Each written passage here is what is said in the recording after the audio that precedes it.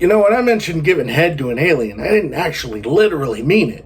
Greetings, fellow insomniacs, it's your friend in fright, good old Chunky Larry, from the Creature Features podcast and the horrifying tales of horror. And as you know, it is Friday, which only means it is time once again for a Miami Fox Friday. That is where we celebrate the streaming platform Miami Fox Streaming by looking at one of their films, and this time around you're gonna actually get something, so you've got that to look forward to. This week I was looking for something that I hadn't seen by people that I like, so it would just be something that I could easily kind of put on and just digest, and I got more than I was bargaining for, because I ended up putting on the 1991 film The Borrower. An alien that's bad to the bone is sent down to Earth and turned into a human, but his body, it falls apart, you see. So he has to constantly switch bodies, or else, you know, hilarity ensues. The Borrower is directed by John McNaughton, who you may remember from Henry, Portrait of a Serial Killer. He was the director of that. And if you did not know that, just look around all over the film.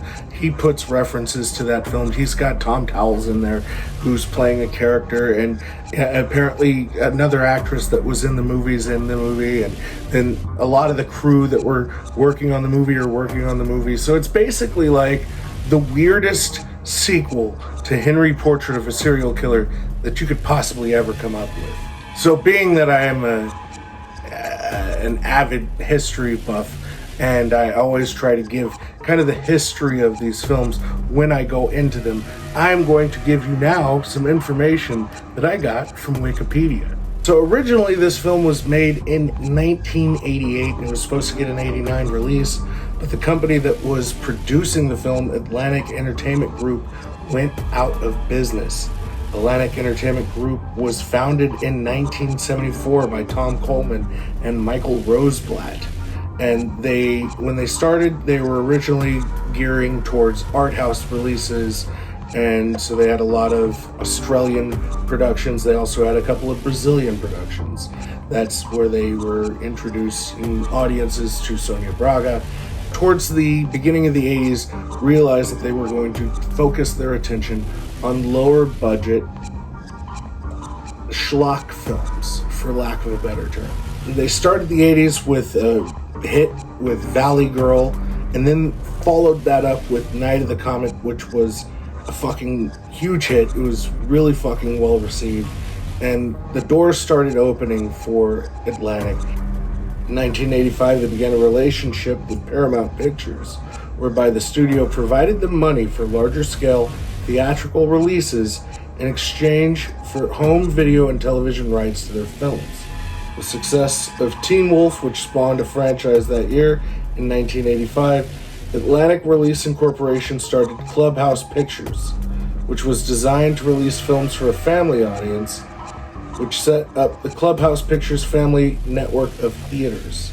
July 30th, 1986, Jonathan Dana was hired by Atlantic Entertainment Group to supervise all Atlantic activities via Division's Atlantic Release Incorporation, and decided to systematize the top management to accommodate its growth to be a mini-major film studio. In January 1989, Atlantic made a new deal with Cartes Video Communications for the video rights to the movies previously covered in the Paramount deal. The library was bought by Island Pictures, which took over soliciting the films to home video. Island themselves suffered a financial loss soon after and was absorbed into Polygram Filmed Entertainment in 1988. With Atlantic going kaput mere weeks before the production was over, the film ended up sitting on the shelf for roughly 3 years before being picked up by Canon. Radon Chong, who plays the lead in this film, referred to this as the worst script she'd ever performed, and John McNaughton didn't have nice things to say about her either. John McNaughton said, "It was a nightmare working with her. She didn't belong in a little $2 million movie. I mean, she wants to be Sigourney Weaver. She's worked in big budget films before, so why did she do this picture?" They asked her why she did the movie, and she said it was because she needed money. As far as the film goes, this is kind of one of those weird films that is at the tail end of what the 80s were, and there was a lot of things being done visually that were kind of contrary to what was the norm in the years prior to that period of time, because you want to evolve visually, and so there's things that are being done in these films, the way that they're telling the stories, they're almost kind of leaning towards that self-awareness that I personally, for my taste, I'm not a fan. So this has kind of that tongue-in-cheek humor, and in places it works, in places it doesn't. But I personally, I will not enjoy fucking Huggy Bear hanging out with an alien and like he eats a dead rat, and it's like, it's fucking weird. It's not a normal movie. It's a weird fucking movie, but it's still weirdly fun. Like, things can be more than just the one thing, and this was, to me, really fun. Coming in with a Reaper for this one, I am going to give this 3.5 out of 5 Reapers. I thought that it was enjoyable, but it lacked things. Like, the Rae Dawn Chong character didn't really work, and it just seemed like it was tacked in, and it felt unnecessary to the story.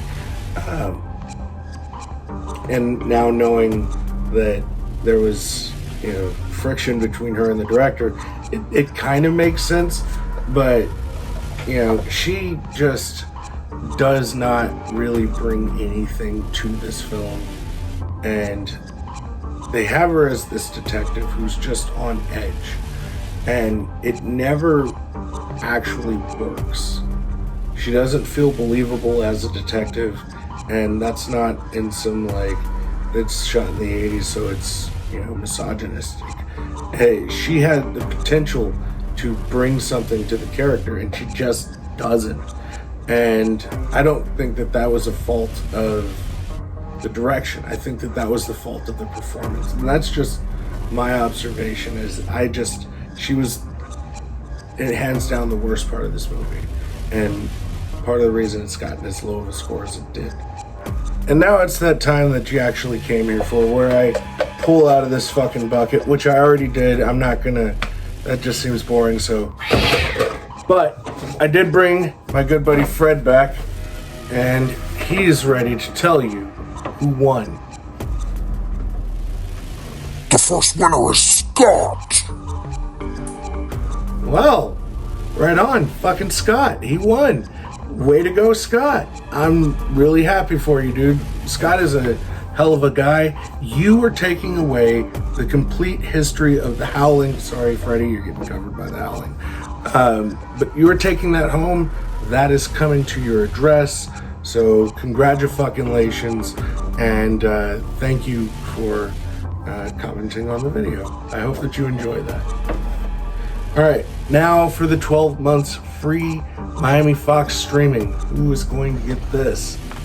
The Sisters of Black Mountain. Hold on.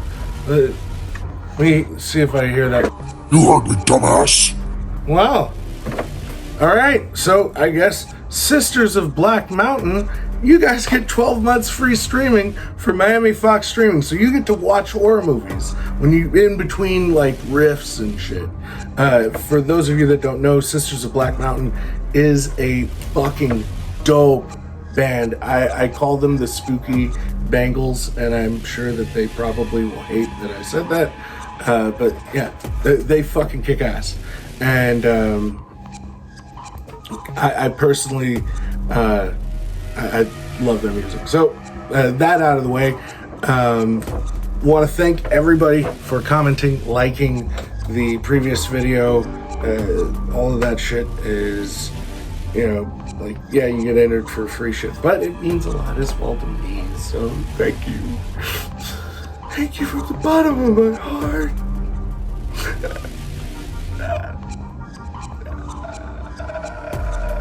But until next time, until we talk again, I'm Chunky Larry. Listen,